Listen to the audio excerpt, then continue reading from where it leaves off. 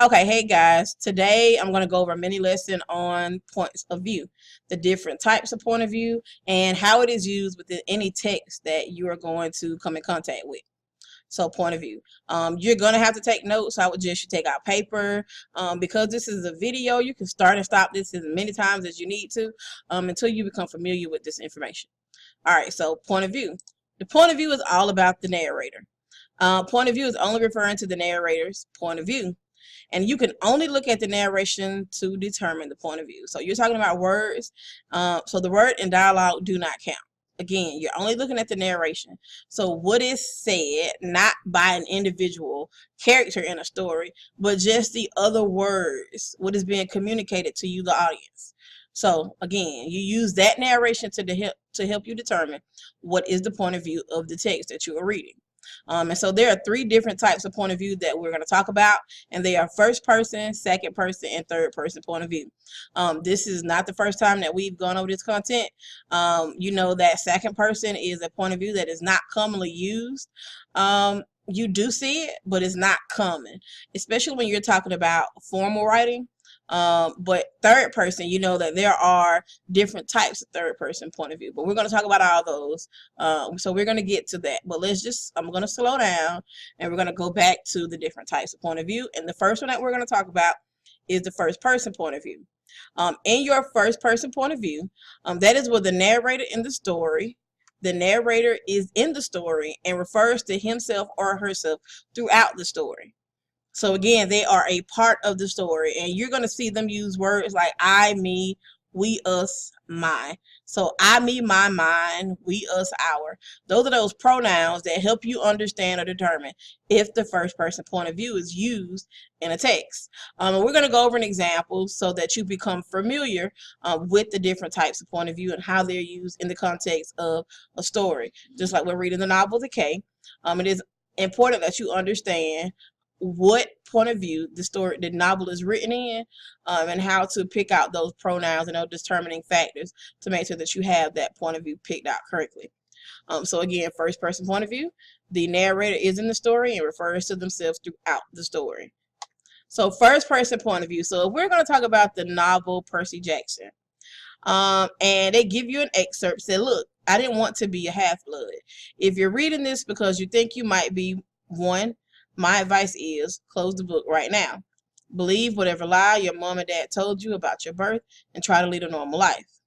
So again, if you look at the excerpt, you see that I is used, that I pronoun. You see my, I'm. All of those pronouns help you determine that this is the first person point of view that is used within this text, within the context of this text. So again, first person point of view, the narrator is in the story and they're using those determining pronouns. I, me, we, our, my, mine. All right, the next point of view that we're going to talk about is almost never used in literature, and it is the second person point of view. So again, it's almost never used in literature, but the second person point of view is it is a type of point of view that you need to be familiar with. It is when the narrator says you and puts the reader directly into the story.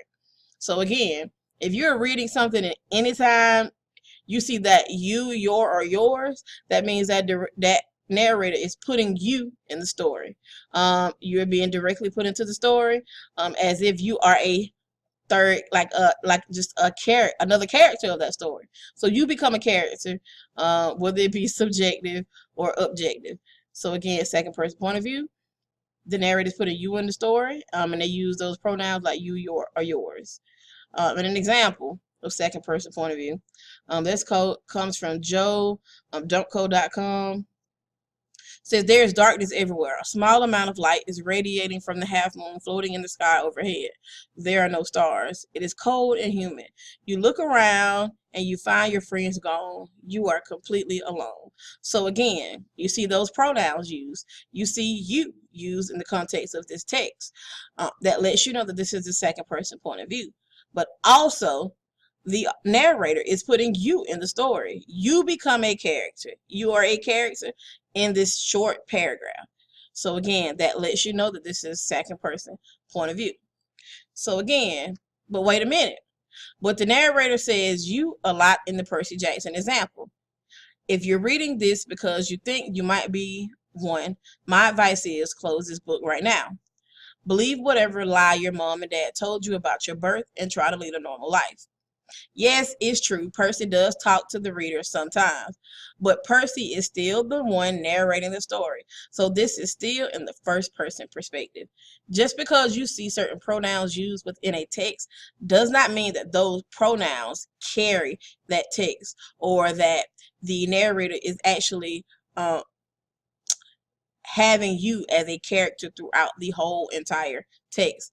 Even though they may put you in there sometimes, maybe once or twice, that does not mean that that point of view carries throughout the text. So you have to use the point of view that is dominant, is the main point of view of the text. So even though in Percy Jackson, the narrator sometimes refers to you and puts you in the story, it is still the first person from the first person perspective. And our third type of point of view we're going to talk about is third person point of view. It is when the narrator is telling a story about other people.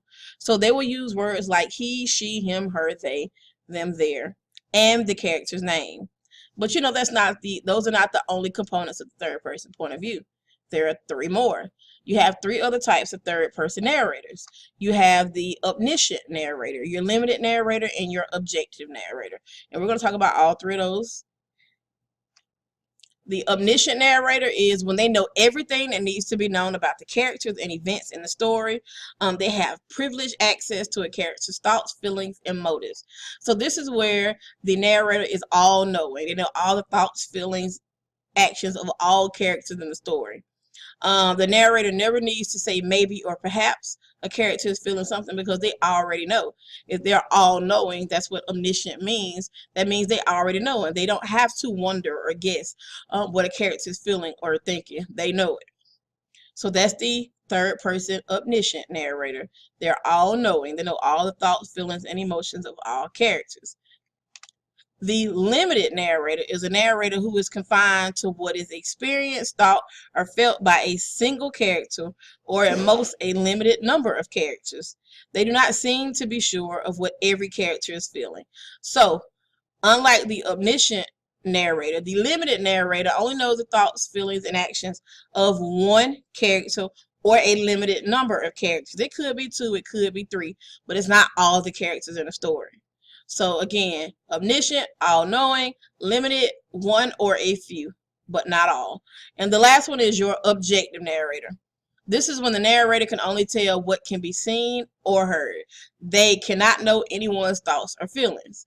They are all objective observers, and we can tell others what we see or hear, and we can guess at someone's thought, but we cannot know what they're thinking unless they tell us. So again, the objective narrator does not know the thoughts and feelings of any character. They only know what is seen and what is heard within the context of that story. So again, let's go back. Omniscient, all-knowing. Limited, 1 character or 2 or 3. Objective, no thoughts and feelings of any characters. They're only observers, and they're objective observers. All right, so we're going to come now where you have to guess the narrator. I'm going to just briefly pause this so that you can read the text. Then it's going to give you the answer. And just make sure that you're right. So we're going to do the first one together. It said, Lily shivered and sobbed while sitting alone under the tree. Jacob felt a pang of pity for her, and though he worried that the others might say, he walked to her, sat beside her, and offered her his jacket. So is this the omniscient, limited, or objective point of view? And we know this is third person because we see those pronouns used. He, her, they give you the person's name. This is the limited narrator or the limited third person point of view because the narrator only knows the thoughts and feelings of 1 or 2 characters within this context of this particular paragraph. So the answer is limited. Correct. Next, guess the narrator. Lily shivered and sobbed while sitting alone under the tree.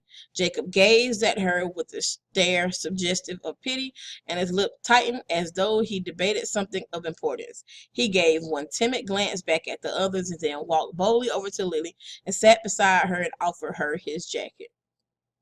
So is this omniscient, limited, or the objective point of view? It is the objective point of view because you only know what is seen and what is heard. You do not know how the characters are feeling. You don't know their actions or anything. Only what is seen and heard. So it is the objective point of view. Next, guess the narrator.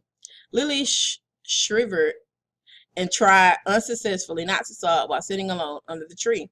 She was more embarrassed and miserable than she had ever been. Jacob felt a pang of pity for her, and though he worried what the others might say, he walked to her, sat beside her, and offered her his jacket. So, of course, we've gone over the other two, so this would be the omniscient point of view. Why? Because it tells you how Lily is feeling. So you get her thoughts, feelings, and emotions and actions within the context of this small paragraph. So it is the omniscient point of view. So the answer is omniscient. Next, guess the narrator. Lily shivered and sobbed while sitting alone under the tree. Jacob felt a pang of pity for her. He gave one timid look back to the others. They were playing keep away with the small boy's wallet. He could not tell if any of them were paying attention to him now. Regardless, he went to Lily, sat beside her, and offered her his jacket.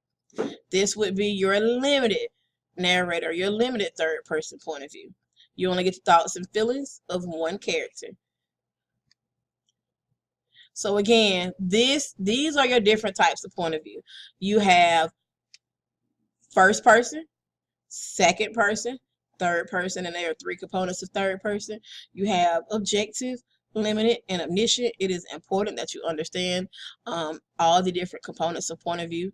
And again, this is a mini lesson where you can go back and review and watch this video as many times as needed.